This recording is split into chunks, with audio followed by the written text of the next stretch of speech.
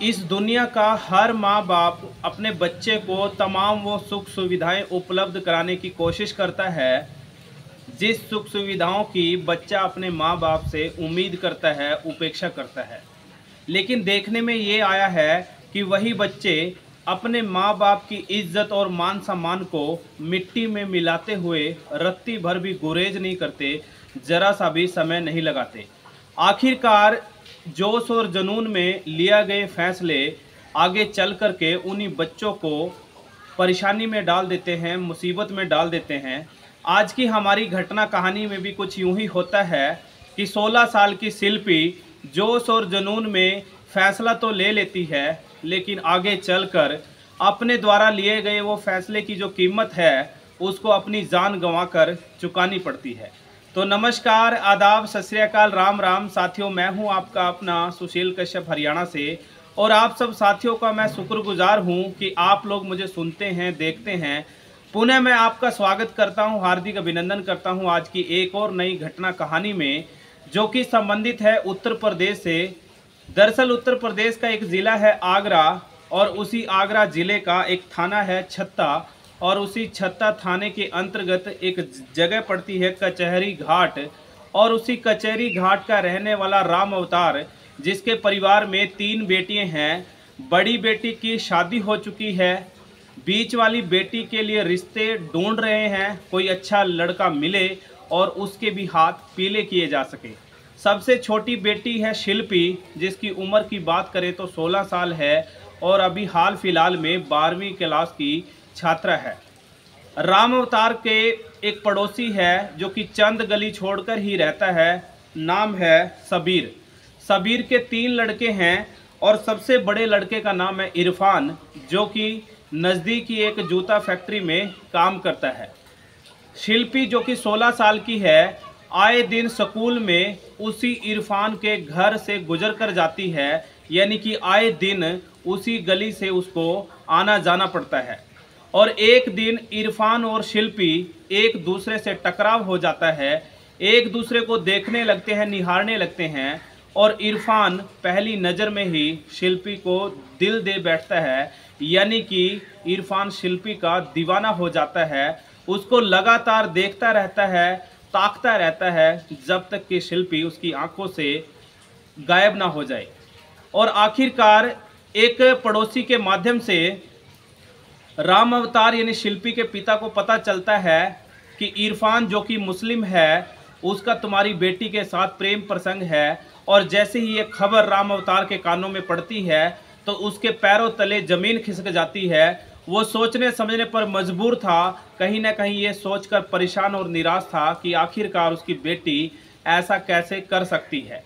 यहाँ तक कि शिल्पी को भी कई महीने बाद पता चलता है कि इरफान जाति से मुस्लिम है, लेकिन वो ये भी सोचती है कि इस दुनिया में बहुत सारे ऐसे लोग हैं जिसमें लड़की तो मुस्लिम है, लड़का हिंदू है, और उनकी बहुत अच्छे तरीके से घर परिवार गुजर बसर हो रहा है, बहुत ही अच्छे तरीके से उनकी घर गृहस्थी चल रही है।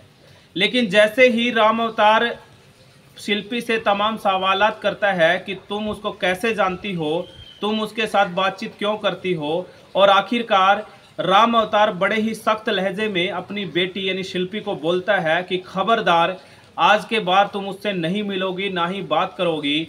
आज के बाद तुम घर से एक कदम भी बाहर रखोगी तो बिना इजाज़त के नहीं रखोगी। कुल मिलाकर के उसका स्कूल का आना जाना भी बंद कर दिया जाता है। चंद महीने तो सब कुछ शांत सा पड़ जाता है, लेकिन चंद महीने बाद फिर वही शिल्पी और इरफान एक दूसरे से मिलने लगते हैं, बातचीत करने लगते हैं।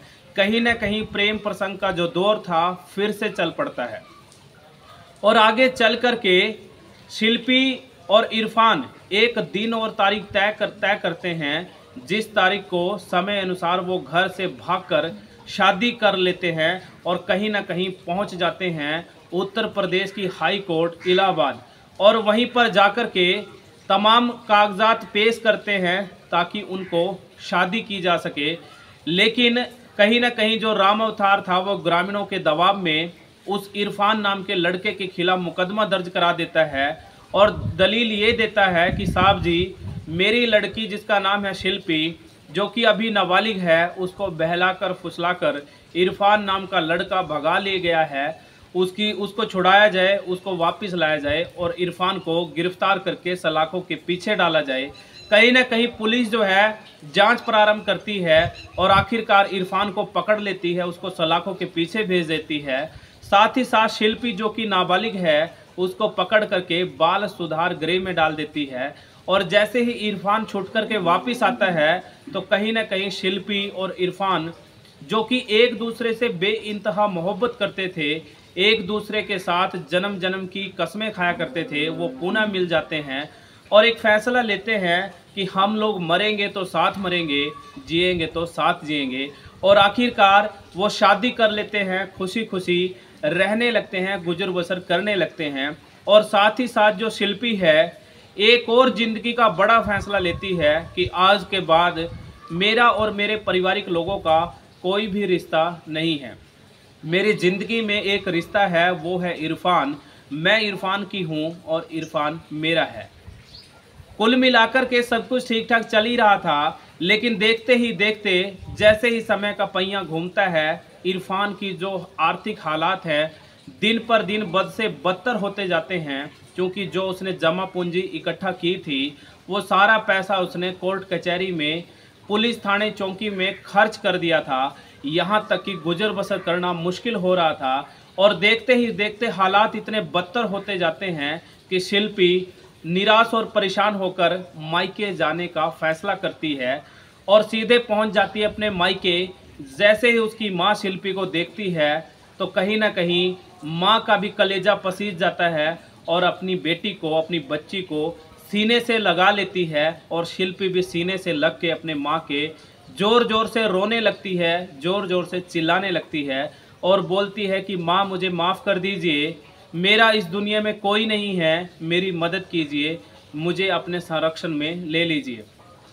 कहीं ना कहीं वो अपने पति के लिए माँ से गुहार लगाती है और उसके जाने के बाद उसकी माँ, जिसका नाम माया है, वो अपने पति यानी राम अवतार को तमाम आप बीती साझा करती है। और राम अवतार गुस्से से लाल हो जाता है और बड़े ही कड़े शब्दों में अपनी पत्नी को बोलता है कि तुम मुझे ये बताओ, किससे पूछकर तुमने उस नाजायज़ औलाद को यहाँ पे घुसाया, यहाँ पर बैठाया। और साफ और स्पष्ट लहजे में चेतावनी भी देता है कि आज के बाद कभी भी उस लड़की को इस घर की दहलीज में ना आने दिया जाए।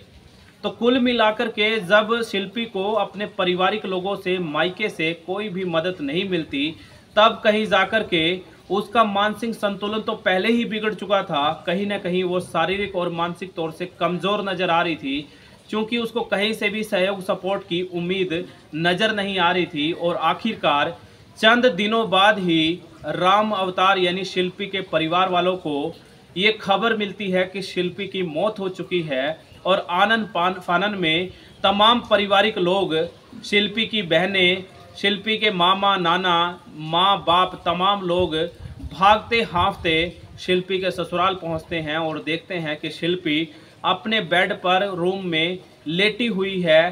तब तक शिल्पी मर चुकी थी या मार दी गई थी, ये तो अभी जांच का विषय है। लेकिन देखते ही पहली नज़र में ये लग रहा था, क्योंकि उसकी गर्दन पर निशान थे, पहली दफ़े में देखने से लगता था कि उसको गला घोंटकर मारा गया है। शिल्पी के पिता राम अवतार की तहरीर पर स्थानीय पुलिस मुकदमा दर्ज कर लेती है। मुकदमे में तमाम संगीन धाराएं लगा करके तमाम लंबित लोगों को, वांछित लोगों को गिरफ्तार कर लिया जाता है, जिसमें मुख्यतः इरफान, उसका पिता सबीर के अन्य 2 लड़के, तमाम लोगों को गिरफ्तार करके जेल में डाल दिया जाता है। और आखिरकार मामला कोर्ट में लंबित था। उम्मीद आज जताई जा रही थी कि उसमें कम से कम आजीवन कारावास तो मिलेगा ही मिलेगा। तमाम लोग तरह तरह की प्रतिक्रियाएं दे रहे थे और जैसे ही ये घटना और कहानी सोशल मीडिया के माध्यम से या न्यूज़ चैनल या अखबार के माध्यम से देश दुनिया में बैठे हुए लोगों तक पहुंचती है, तो कहीं ना कहीं लोग सकते में पड़ जाते हैं, सोचने समझने पर मजबूर हो जाते हैं कि क्या कोई ऐसे भी कर सकता है।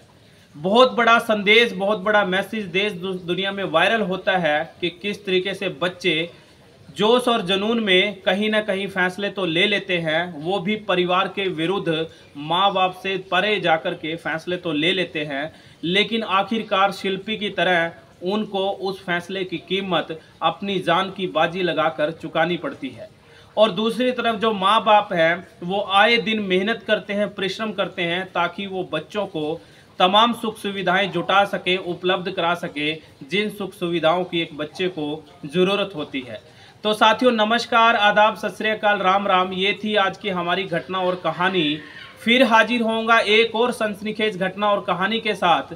लेकिन आपको ये भी बताता चलूँ, इन घटनाओं को, कहानियों को सुना करके हमारा मकसद कोई भी आपको परेशान करने का नहीं है, हमारा मकसद कोई भी दिल दुखाने का नहीं है।